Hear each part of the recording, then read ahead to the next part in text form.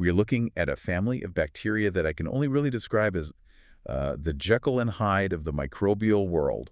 We're talking about the Neisseriae. It is honestly a perfect description. This is a family portrait that makes absolutely no sense on the surface. Right. Because on one side of the table, you have an organism that causes a localized, often lingering chronic infection in the reproductive tract, that's gonorrhea. And on the other side, you have its cousin, which is genetically almost identical, yet it causes a fulminant, incredibly rapid, and often deadly infection of the brain and blood, meningitis. And that is the hook that really grabbed me when I was reading through the source material for you guys. The text highlights that these two bacteria, Neisseria gonorrhea and Neisseria meningitis, they share about 70% of their DNA. Yes. If you look at them under a microscope, you literally cannot tell them apart. They are identical twins visually. Yet one is this master of stealth, like a spy, and the other is basically a biological tank. Exactly.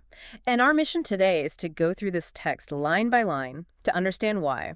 We aren't just skimming the surface here. We are going to decode the morphology, the complex genetic disguises they wear, the biochemical warfare they wage against your body, and the clinical battles we fight against them. We really need to understand how that small percentage of genetic difference translates into such vastly different clinical realities for the patient. Right. So let's set the stage with the visuals. If we were to look through a microscope right now at a sample from a patient, what are we seeing? The text calls them gram-negative diplicaci. Oh. Let's unpack that, because gram-negative isn't just a color choice. It actually tells us about the armor. Right. When we say gram-negative, we are referring to the structure of the bacterial cell wall. These bacteria have a very thin layer of peptidoglycan sandwiched between an inner cell membrane and an outer membrane. Okay. That outer membrane is crucial. It's full of lipoligosaccharides and proteins that we'll talk about a lot later.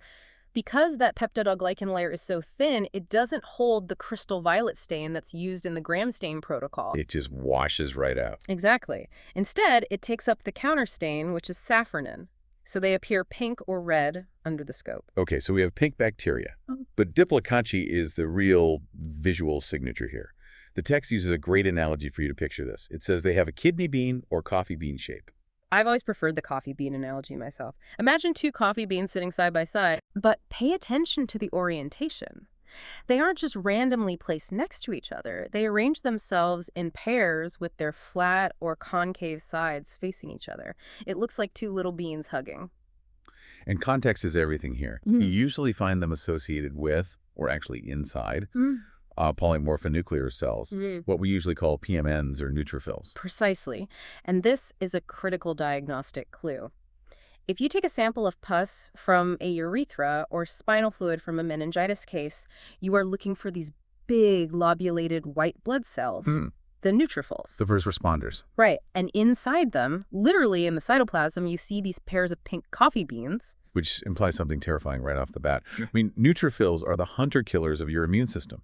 They're supposed to eat bacteria and destroy them. Yes. If the bacteria are hanging out inside the hunter. Then the hunter has basically become the hotel. It suggests that these bacteria have mechanisms to survive being eaten. They've evolved to resist the killing mechanisms of our primary immune defense.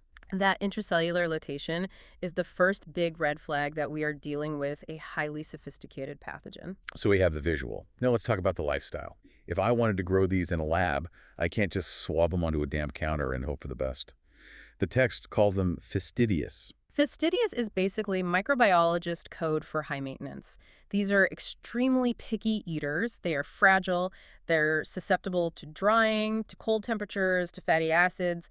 They need very specific environmental conditions to survive outside the body. The text specifies they are aerobic, meaning they need oxygen, but they also have a very specific request for the atmosphere. They often require increased CO2 tension.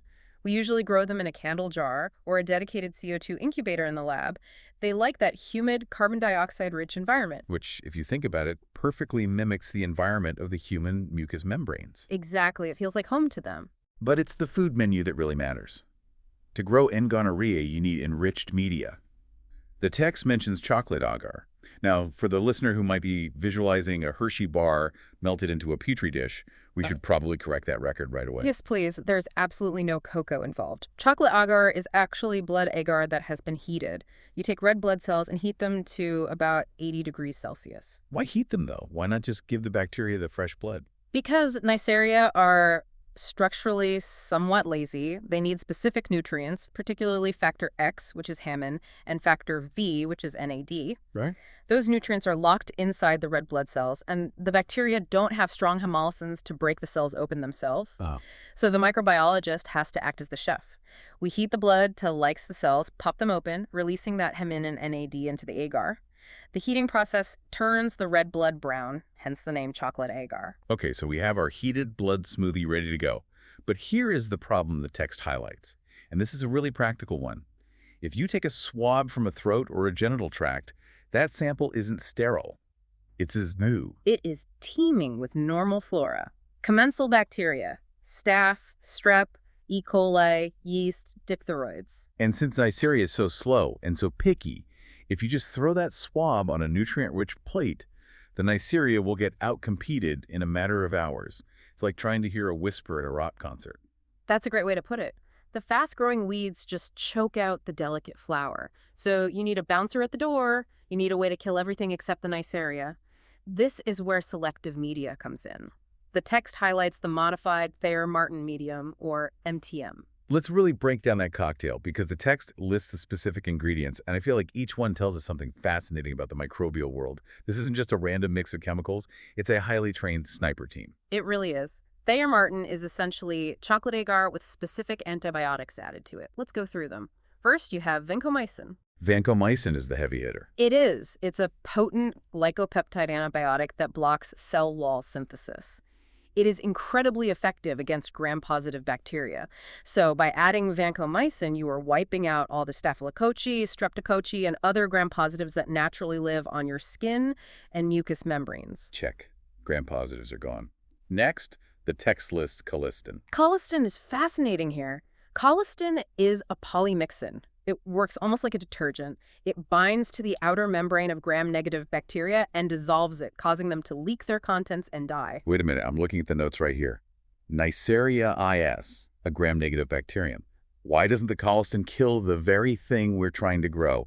That seems like a massive design flaw in the trap. It's a brilliant observation. The trick is that Neisseria gonorrhea and meningitis have evolved a specific natural resistance to colistin. Their outer membrane is slightly different, preventing the drug from binding effectively. Oh. However, most other gram-negative rods, like E. coli or Proteus or Pseudomonas that might be contaminating the sample, they are highly susceptible. So colistin clears out the gram-negative competitors while leaving the Neisseria standing. That is a very narrow window of survival. So we've killed the gram-positives with Vamco, we've dissolved the other gram-negatives with colistin. What's left on the plate? Fungi. Yeasts like Candida albicans are very common in the genital tract and throat. If you don't stop them, they will rapidly overgrow the plate. So the media includes nystatin or amphotericin B to kill the fungi. And the text mentions trimethoprim as well. Yes, that's often added to inhibit the swarming of Proteus species, which can literally crawl across a petri dish and ruin the isolation of distinct colonies. So if you see growth on Thayer-Martin agar, you can be pretty confident you've got a Neisseria. You've poisoned the food for literally everyone else. Correct. But pretty confident isn't good enough in clinical medicine. To be absolutely sure, you move to biochemical identification. The text emphasizes one test above all others for screening, the oxidase test. This is the one that turns purple, right? Yes. The chemistry is really interesting. You take a filter paper soaked with a reagent, tetramethylphenyldiamine hydrochloride. I am very glad you had to say that, not me. It's quite a mouthful. But here's the mechanism. This reagent acts as an artificial electron donor. If the bacteria produce the enzyme cytochrome C oxidase, which is part of their electron transport chain for respiration, they will oxidize this chemical. Okay. When oxidized, the chemical changes structure and turns dark purple almost instantly. Neisseria are oxidase positive. Okay, so we have a gram-negative Diplococcus that's growing on Thayer-Martin, and it's oxidase positive. But we still have a problem. We said these two cousins, gonorrhea and meningitis, are practically identical, how do we actually tell them apart in the lab? We check their diet again, but this time we look specifically at sugars. This is the sugar utilization test. We put the bacteria in tubes containing different specific sugars and a pH indicator. If they eat the sugar, they produce acid. And the text makes a very specific correction here for us. It notes that Neisseriae produce acid by oxidation, not fermentation. That's a crucial technical distinction. Fermentation is an anaerobic process. Oxidation uses oxygen. But for the lab tech reading the results, the visual is the same. The tube turns yellow because of the acid production. And there's a table in the text, table 20:1, that basically acts as the decoder ring for this whole family. We have glucose, maltose, and lactose. Right. Let's start with Neisseria gonorrhea. It is the most restrictive eater. It only utilizes glucose. So your results are glucose positive, maltose negative, lactose negative. G for gonorrhea and glucose. That's simple. Exactly. Now look at Neisseria meningitis. It utilizes glucose and maltose. So you get glucose positive, maltose positive. And for maltose and meningitis, I really like these mnemonics. They save lives on medical exam day, let me tell you. And just to round it out, there's a third one mentioned in that table, Neisseria lactemica. As the name heavily suggests, it utilizes lactose. Okay, why is that one important? This is critical because N. lactamica is often found in the throats of perfectly healthy kids, and it looks just like the other two under a microscope. You really don't want to panic and diagnose a child with deadly meningitis if they just have normal lactamica flora. The lactose test clears that right up. Okay, so we've identified them. We know who is who.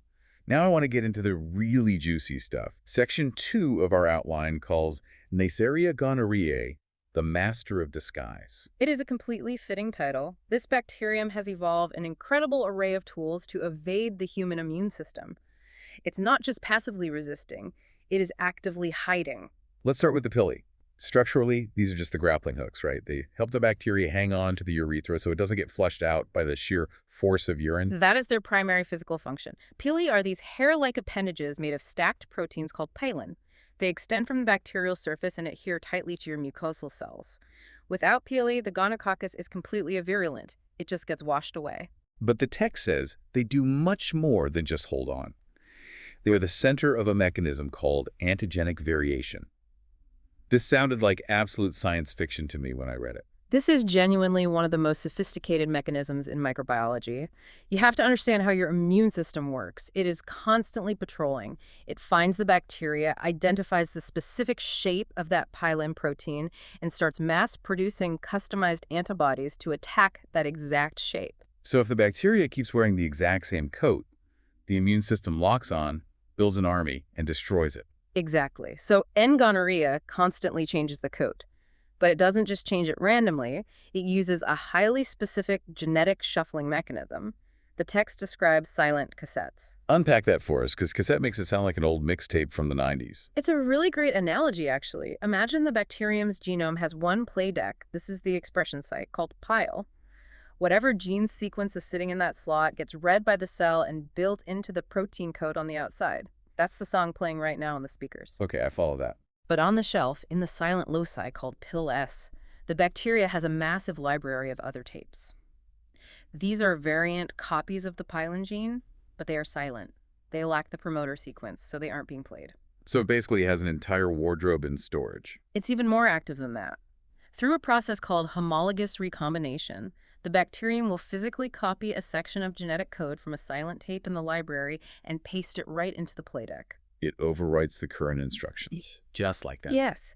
And the crazy part is it can combine parts of silent tape A with parts of silent tape B. It's remixing the track in real time. The mathematical combinations of these sequences are effectively infinite. So it's literal genetic recombination. It is editing its own DNA while it lives inside you. Yes. A single strain of gonorrhea can make many, many antigenically distinct forms of pilin. By the time your host immune system makes antibodies against pilin version 1, the bacteria are already expressing pilin version 2. Wow. So those hard-earned antibodies just float right past because the target shape is simply gone. That is devious. It completely explains why you can get gonorrhea over and over again. You never become immune because the bacteria you encounter never looks the same twice. Exactly. And the text mentions other surface proteins, too, that play into this. The pore proteins. Pore stands for pour in. These form pores or channels in the outer membrane to let nutrients in. Right.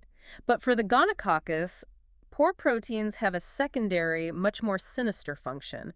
They interfere with intracellular killing. Remember earlier we said they live inside your neutrophils. Right, the coffee beans hiding inside the white blood cells. Normally, when a neutrophil eats a bacterium, it engulfs it in a bubble called a phagosome.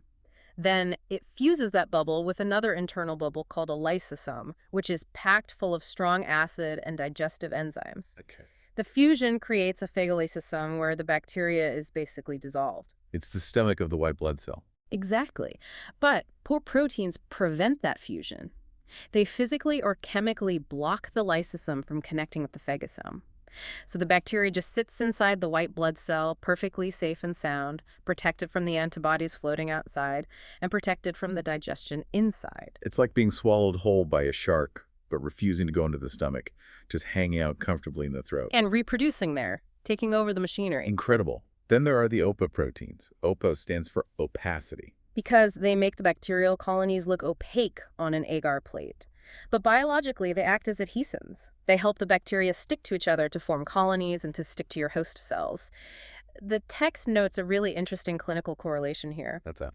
Opaque colonies, the ones expressing OPA, are usually isolated from men with symptomatic urethritis, active, angry infections. So when they really need to stick hard and cause local trouble, they turn OPA on. But transparent colonies, the ones lacking OPA, are often found in invasive infections where they need to move through tissue or in asymptomatic carriers. So they can consciously switch these proteins on and off depending on whether they want to anchor themselves or migrate deeper into the body. Precisely. It's yet another layer of phase variation. They are constantly modulating their outer surface to adapt to whatever microenvironment they find themselves in.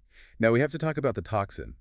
The text makes a really big deal about the distinction between LPS and LOS. This is a critical distinction in microbiology. Most gram-negative bacteria, like E. coli or Salmonella, have lipopolysaccharide, or LPS. It has very long, repeating sugar chains on the outside. Neisseriae have lipooligosaccharide, or LOS. The key difference is in the length of those sugar side chains. LOS is much shorter, more stubby. But don't let the small size fool you, Yeah. right? The toxicity is just as potent. Oh, absolutely. This is an endotoxin. It triggers massive tissue-destroying inflammation. But there is a specific trick LOS plays that we need to cover: molecular mimicry. This honestly blew my mind when I read it in the text. This is the ultimate wolf in sheep's clothing scenario at a molecular level. The text details the structure of the LOS side chain. It's galactose. GLCNAC, galactose. That's a very specific sugar sequence. Right. Now, in the human body, we have a substance called sialic acid, or N-acetylneuramic acid. It's everywhere in you. It coats your red blood cells. It coats your mucosal surfaces. It's basically a molecular marker of self. It's the ID badge that tells your immune system, hey, I belong here, don't shoot. Exactly. Now, Neisseria gonorrhea does not actually have the genetic machinery to synthesize sialic acid from scratch. It cannot build its own ID badge. So it's just out of luck. It's exposed. No. It produces an enzyme called sialotransferase. This enzyme allows it to literally steal sialic acid from you, the host. Wow. It takes your sialic acid floating around in the mucosa and caps its own LOS molecules with it. It steals the security badge right off your cells. It steals the badge. It essentially constructs a hyper-realistic mask out of the host's own body parts. So now, the surface of the bacteria looks identically like a human cell membrane. Specifically, the text notes it mimics human glycosphingolipids. Unbelievable. Your immune system patrols by, scans the bacteria, sees the host's sialic acid, says, oh, that's just normal self-tissue, and completely moves on. That is incredible. It literally cloaks itself in the host's identity. And this silation of LOS has another major protective effect. It makes the bacteria highly resistant to being killed by complement proteins in human serum. It is the absolute ultimate camouflage. So armed with pili that constantly change shape, pore proteins that stop cellular digestion, OCA proteins that toggle their adhesion, and this perfectly camouflaged LOS, the bacteria attacks. Let's move to section 3, the clinical disease. The primary target for the gonococcus is the mucous membrane of the genitourinary tract, but we also see it frequently in the eye, the rectum, and the throat. The hallmark response from the host body is acute suppuration, Which is just a polite medical way of saying pus. Lots and lots of pus. The text vividly describes it as yellow, creamy pus. This happens because the body throws millions of neutrophils at the infection site. Those neutrophils die fighting and become pus.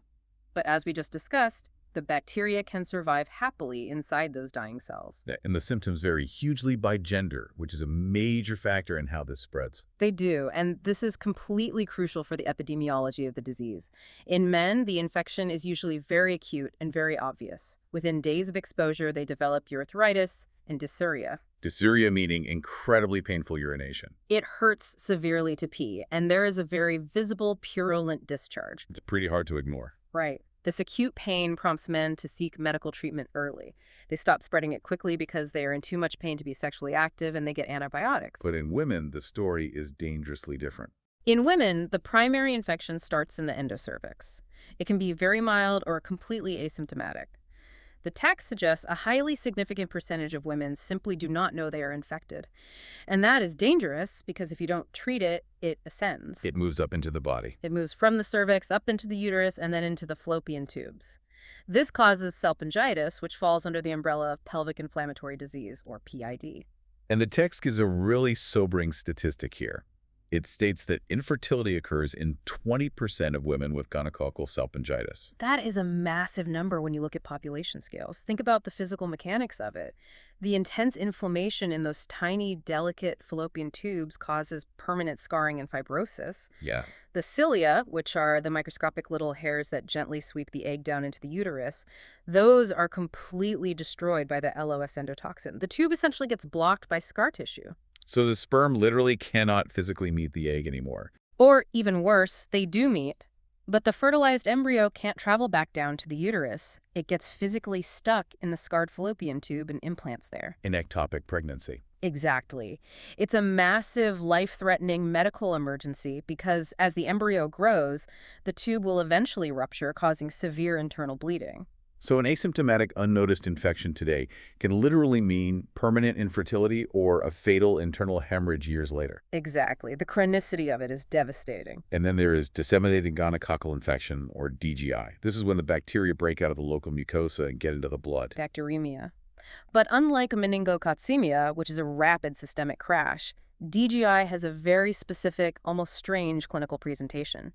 The text lists a classic triad: skin lesions, tenosynovitis, and arthritis. The skin lesions are described as hemorrhagic papules or pustules, usually on the hands and feet. And the joints, suppurative arthritis. It loves the knees, ankles, and wrists. If you are an ER doc and you see a young, otherwise healthy, sexually active patient presenting with a swollen hot knee and a few distinct pustules on their fingers, you have to immediately think DGI. It's the bacteria settling out of the blood into the synovial fluid of the joints. The text also mentions a historical condition called ophthalmia neonatorum. This is an eye infection in newborns. A terrible historical scourge. A baby is born vaginally through an infected birth canal. The baby's eyes get inoculated with the gonococcus during delivery. If it's left untreated, it causes a very rapid, highly destructive ulceration of the cornea, Leading to blindness. rapid, permanent blindness. This is exactly why, by law in most places, we put erythromycin ointment in the eyes of every single newborn immediately after birth. It's not just a soothing drop for dry eyes. It's an antibiotic designed specifically to kill Neisseriae and chlamydia on contact. Used to be silver nitrate, right? I remember reading about that in older texts. Yes, it was called Creed's prophylaxis. But silver nitrate causes a harsh chemical conjunctivitis. It hurts the baby's eyes. So modern medicine switched to erythromycin, which is much gentler but just as effective. Speaking of antibiotics, let's transition to Section 4, the genetics of resistance. Because reading the history of gonorrhea treatment in this text is honestly like watching a slow-motion car crash of modern medicine. It really is a textbook example of bacterial evolution happening in real time. We are constantly, desperately chasing this bug. We started with sulfonamides way back in the 1930s. They worked miraculously for a brief bit, and then they completely failed. The bacteria simply mutated the specific enzyme that the sulfa drugs were targeting. So then came penicillin. It was hailed as the magic bullet. For decades, a single shot of penicillin G was the absolute guaranteed cure for gonorrhea. But then, the plasmids arrived. The text specifically details PPNG, penicillinase-producing N-gonorrhea. Wait, this wasn't just a random mutation like with the sulfa drugs? No, this was an acquisition, a horizontal gene transfer. They picked up a plasmid, which is a small circular loop of extra chromosomal DNA from an entirely different bacterium, most likely from a Haemophilus species. Wow. This plasmid carried the gene for TEM1 beta-lactamase. Beta-lactamase acts like a pair of molecular scissors that just cuts the penicillin molecule apart before it can even work. Exactly. It destroys the drug structure. And because this resistance gene is on a mobile plasmid, they can easily swap it with each other via conjugation. They basically share the blueprints for the scissors. Resistance spread globally in a flash. So we had to stop using penicillin entirely. We moved on to tetracyclines. And the bacteria countered that move with a TED-M gene. Which is fascinating microbiologically because TED-M works very differently than beta-lactamase. Tetracycline normally works by binding directly to the bacterial ribosome, which is the protein factory of the cell, and stopping it from functioning. The TED-M protein, which originally came from a streptococcus, essentially acts as a molecular bodyguard for the ribosome. It structurally protects the ribosome. It doesn't destroy the tetracycline drug. It just physically blocks the drug from ever docking. So penicillin is out. TET is out. We moved our heavy artillery to fluoroquinolones like ciprofloxacin. These are powerful synthetic drugs that target DNA gyrase, which is the enzyme that untangles bacterial DNA during replication. Surely the medical community thought this complex synthetic pathway will hold. But the text mentions chromosomal mutations in gyre and pars. Right. Here, the bacteria didn't get a handy plasmid from a friend. They evolved tiny point mutations in their own core chromosomal DNA. They changed the shape of the DNA gyrase just enough so that ciprofloxacin simply couldn't stick to it anymore. The key no longer fit the lock. So where does that leave us right now? What is the current standard of care mentioned in the text for someone who walks into a clinic today? We are down to the dual therapy approach. We use ceftriaxone, which is a very broad-spectrum third-generation cephalosporin given as an intramuscular injection. PLUS, we give oral azithromycin at the same time. Why two drugs simultaneously? Is it just to hit the infection harder? Two specific reasons. One, to empirically cover for chlamydia, which very frequently co-infects with gonorrhea. But two, and more importantly for our discussion, to delay the emergence of further resistance. It is mathematically much harder for a bacterium to spontaneously develop resistance to two entirely different drug mechanisms at the exact same time. But the text notes a major worry here. It mentioned that MICs, minimum inhibitory concentrations for ceftriaxone, are creeping up. Yes, the phenomenon known as MIC creep. It's terrifying for infectious disease doctors. The bacteria are actively remodeling their outer porins to let less of the cephalosporin drug in, and they are upregulating these molecular efflux pumps to actively spit whatever drug does get in right back out. So it takes more and more of the drug to kill them. Exactly. We are rapidly running out of viable options. The text explicitly mentions that if a patient is highly allergic to penicillin and cephalosporins, the treatment options become very, very limited. Gemifloxacin plus azithromycin is listed as a backup, but the tone of the text is clearly concerning. Gonorrhea is officially securing its status as a superbug. Let's pivot now to the other side of the family. Section 5 of our outline, Neisseriae meningitis, the armed cousin. If gonorrhea is the stealthy spy sneaking around the mucosa, meningitis is the frontal assault tank, and the main armor of that tank is the capsule. This is the absolute key difference, right? Yeah. We noted earlier they are 70% identical. But gonococci do not have a capsule. Meningococci do. Correct. The thick polysaccharide capsule is the primary defining virulence factor of N. meningitis. It completely prevents phagocytosis.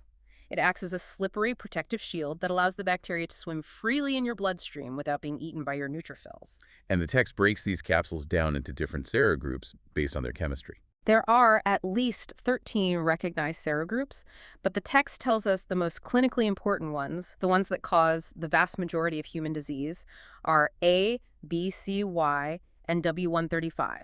These are the killers. And we need to talk specifically about serogroup B, because there is a very specific, deeply insidious reason why group B is so problematic, and it ties right back to our molecular mimicry discussion from earlier. It absolutely does. The capsule of serogroup B is composed of a polymer of N-acetylneuramic acid. Sialic acid again, the self-marker. Yes. But in this specific polymerized form, polysialic acid, it is chemically and structurally identical to the neural cell adhesion molecule, or NCAM, which is found abundantly in human fetal brain tissue. So the bacteria is literally covered head to toe in brain camouflage. Exactly. This makes the group B capsule non-immunogenic, When your human immune system sees the group B capsule floating in the blood, it checks the structure, thinks, oh, that's just normal neural tissue, and completely leaves it alone. That is terrifyingly brilliant. The immune system literally refuses to fire on the invader because it looks exactly like host brain cells. And this is precisely why, for a very long time, we simply couldn't make a vaccine against Group B. You can't safely vaccinate someone against a structure that looks identical to their own nervous system without risking severe autoimmune disease. So how does the infection actually progress? It starts in the throat, just like gonorrhea starts in the genital tract, right? Yes. The portal of entry is the nasopharynx. We inhale respiratory droplets from someone coughing or sneezing nearby. The bacteria attach tightly to the back of the throat using pili, very much like gonocochi do. But here's the crazy part that the text emphasizes. It says humans are the only natural host for this, and 5 to 30% of the normal population carries it completely asymptomatically. Yes, you might have Neisseriae meningitidis living in your throat right now as you listen to this. Most of the time it just stays there. You become a healthy carrier. The bacteria is perfectly happy. You are perfectly fine.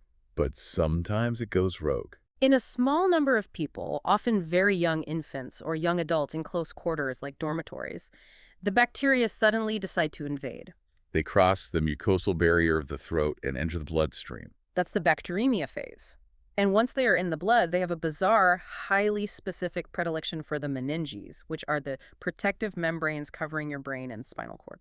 And that invasion leads to the classic meningitis symptoms we all learn about: sudden high fever, severe headache, projectile vomiting, and a very stiff neck. Right.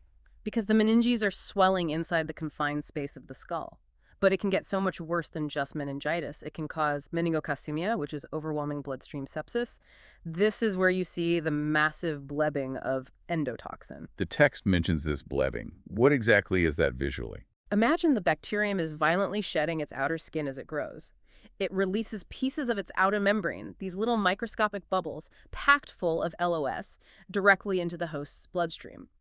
The text specifically notes that meningococci release 10 to 100 times more endotoxin during growth than other gram-negative bacteria do. So they are absolutely flooding the systemic circulation with toxin. It's not just the physical presence of the bacteria causing damage. It's the massive amount of toxic debris they throw off. And this sheer volume of toxin triggers a massive, chaotic, full-body immune response, a cytokine storm. Blood vessels everywhere dilate, dropping blood pressure into profound shock. Wow. The normal blood clotting pathways are activated inappropriately everywhere at once, a condition called disseminated intravascular coagulation, or DIC. You get these classic hemorrhagic rashes, petechiae, which are small pinpoint bleeds, and purpura, which are larger bruises. The patient is essentially bleeding out into their own skin. And the absolute worst-case scenario described in the text is Waterhouse-Friderichsen syndrome. This is a catastrophic, often terminal event. Because of the DIC and shock, there is massive, sudden hemorrhage directly into the adrenal glands sitting above the kidneys. The adrenal glands are physically destroyed by the bleeding. And without adrenal glands. You immediately lose the critical stress hormones like cortisol that maintain your blood pressure and keep your heart pumping effectively. This profound adrenal insufficiency, combined with the overwhelming septic shock, means the condition is often fatal within hours. The text highlights the fulminant progression. A completely healthy person can wake up with a slight fever and be dead by dinner time. That is the sheer speed of meningococcus. It's frightening. It is one of the very few true infectious disease emergencies where literal minutes matter for survival. So how do we diagnose it fast enough to do anything? Let's move to section 6. Speed is the only thing that matters. We immediately take samples of blood and cerebrospinal fluid, or CSF, via lumbar puncture. In the CSF smear, we rush to the microscope and look for those gram-negative diplococci sitting inside the PMNs. The coffee bean. Yes. If you see that classic visual in spinal fluid, it is diagnostic. You absolutely do not wait 24 hours for the lab culture to grow. You start massive intravenous antibiotics right that second. But obviously, with something this fast, prevention is vastly better than a cure. Let's talk about the vaccines. The science here is just fascinating. It is a triumph of modern immunology. We have two main types of vaccines now. First, the conjugate vaccines, like MenACWY. These cover serogroups A, C, Y, and W135. They take the purified capsular polysaccharide sugar from the bacteria and chemically attach it or conjugate it to a strong protein carrier, usually something like diphtheria toxoid. Why attach to a protein? Why not just inject the purified bacterial sugar to show the immune system what to look for? Because pure complex sugars are what we call T-cell independent antigens. When injected alone, they don't trigger a strong, long-lasting immune response, especially in very young children under 2 years old. And crucially, sugars alone don't create robust immunological memory. Oh, I see. By covalently attaching a piece of protein, you effectively trick the immune system. The protein recruits helper T cells into the fight, which in turn help the B cells make much higher affinity antibodies. And most importantly, they create long-living memory B cells. It makes the vaccine work in babies and ensures the protection lasts for years. That's brilliant. But what about Group B? We established earlier that the Group B sugar mimics human brain tissue, so we obviously can't use the sugar capsule for a vaccine. This was a massive hurdle that took decades to solve. It was a triumph of a new field called reverse vaccinology. Since we couldn't safely use the carbohydrate capsule, scientists sequenced the entire genome of the bacterium and used computers to look for surface proteins that were highly conserved across many different Group B strains. They looked for the rivets holding the armor together rather than using the armor itself. That is exactly right. And they found them. They found unique proteins like factor H binding protein and Porico. The modern MenB vaccines, like Bexsero or Tumenba, are entirely based on presenting these specific recombinant proteins to the immune system, completely bypassing the dangerous sugar capsule. That is a huge scientific win. The text also mentions chemoprophylaxis. So if a college student in a crowded dorm gets diagnosed with meningitis, what do we actively do for all their roommates and friends? We have to urgently eliminate the carrier state. Remember, it spreads rapidly via respiratory droplets in close quarters. So we immediately treat all close contacts with prophylactic antibiotics, usually oral rifampin or ciprofloxacin. Rifampin is the drug that famously turns your tears bright orange, right? Yes. Tears, urine, sweat. It harmlessly stains basically all bodily fluids orange-red. It's a startling side effect if you aren't warned, but the drug works incredibly well. The medical goal here isn't to treat an active systemic infection that the roommates have, because they usually don't have symptoms yet. The goal is to rapidly kill the colonizing bacteria sitting quietly in their nasopharynx so they don't either develop the invasive disease themselves tomorrow or spread it to someone else the next day. It aggressively kills the reservoir. Exactly. It breaks the chain of transmission. Before we wrap this deep dive up, we absolutely have to mention the other Neisseriae listed in Section 7. They aren't all villains in this story. No, they aren't. Neisseria lactamica is essentially the good cousin of the family. It frequently lives harmlessly in the throats of young children. It ferments lactose, as the name implies, and that's exactly how we distinguish it in the lab from the deadly pathogens. And there is a really interesting theory mentioned about why it's a good thing kids carry this. Yes. There is a strong immunological theory that carrying N. lactamica safely stimulates the child's immune system, helping them develop natural, broad-based immunity that actually cross-reacts with and protects against the deadly N. meningitis later in life. So having the harmless good bug colonizer, you might literally act as a natural vaccine against the bad bug. It's highly probable. It's a beautiful example of commensalism benefiting the host. And then there is Moraxella catarrhalis. The text notes it used to be called Branimella. Right. This organism is considered a part of the normal respiratory flora for many people, but it can easily turn opportunistic. It is a very common cause of otitis media, which are severe ear infections in little kids, and it causes significant pneumonia in elderly patients, especially those with underlying COPD. There is a really great, highly visual lab test mentioned for this specific one. The hockey puck sign. Yes, microbiologists love this one. When you grow it on agar, the colonies are incredibly hard and brittle. If you try to gently pick one up or spread it with a wire loop, it doesn't break apart like most soft bacterial colonies. It literally just slides entirely intact across the smooth agar surface, exactly like a hockey puck sliding on ice. It's a very distinct, almost funny physical property. And chemically, how do we distinguish it? It is strongly DNase positive and butyrate esterase positive. Finding those enzymes distinguishes it definitively from the true Neisseriae species. Also, crucially for treatment, the text notes that most clinical strains now produce beta-lactamase, so you should absolutely not try to treat a Moraxilla ear infection with basic penicillin. Okay, let's bring this all home. The outro. We spent this hour looking deeply at two bacteria that are genetically almost the exact same organism. Yet their evolutionary destinies and clinical impacts are just so vastly different. Neisseria gonorrhea evolved to be a chronic, highly stealthy pathogen. It actively stays local, it hides from macrophages, it constantly changes its protein coat, and it mimics our own cells to persist and spread slowly through human intimacy. It plays a long, quiet game. It fundamentally wants the human host alive, active, and socializing in order to spread itself to the next host. And N. meningitis took the complete opposite path. It seems almost like an accidental pathogen in comparison. It is perfectly happy living quietly in your throat as a commensal, but sometimes it crosses an invisible line. It uses its heavy armor, the thick capsule, to violently invade the sterile blood and brain. But biologically speaking, this fulminant invasion is actually an evolutionary dead end for the bacteria. If it kills the human host rapidly in a matter of hours, it completely loses its ability to spread to anyone else. That is a truly fascinating perspective.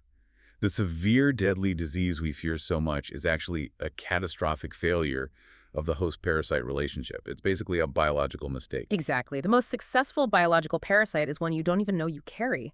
Meningitis is a clumsy, overly aggressive invader in that evolutionary sense. And for you listening, this deep dive really highlights exactly why our medical interventions are where they are today. We have highly effective vaccines for meningitis because that sugar capsule, while dangerous, is a relatively stable, non-changing target for our engineered antibodies to hit. And conversely, we still don't have a viable vaccine for gonorrhea, despite decades of trying, because the antigenic variation of those pillion surface proteins is just way too fast and too complex for a standard vaccine to catch. It's a moving target. And it underscores why antibiotic stewardship is so incredibly critical right now. We are down to our absolute last effective, easily available drugs for gonorrhea. If we lose ceftriaxone to MIC creep and resistance, we are looking at going straight back to the pre-antibiotic era for a disease that infects millions of people worldwide every year. It is a profoundly sobering reality we are facing in clinics right now. A sobering thought to end our text analysis on. But here is a final provocative thought for you to chew on after this is over. If these bacteria are so incredibly good at mimicking our own deep molecular structures, if they can steal our sialic acid and perfectly replicate the look of our fetal brain tissue to hide from our immune system, what does that really say about our shared evolutionary history? Have our immune defenses shaped their camouflage? Or has their constant, intimate presence over millions of years actually shaped the evolution of our own cellular markers? It strongly suggests an evolutionary intimacy that is both scientifically beautiful and deeply terrifying. We are far more connected to our lethal pathogens than we ever like to admit. In some ways, they know our molecular biology far better than we do. Thanks for joining us for this deep dive into Chapter 20. Wash your hands, stay curious about the microscopic world around you, and we'll catch you in the next one. Goodbye.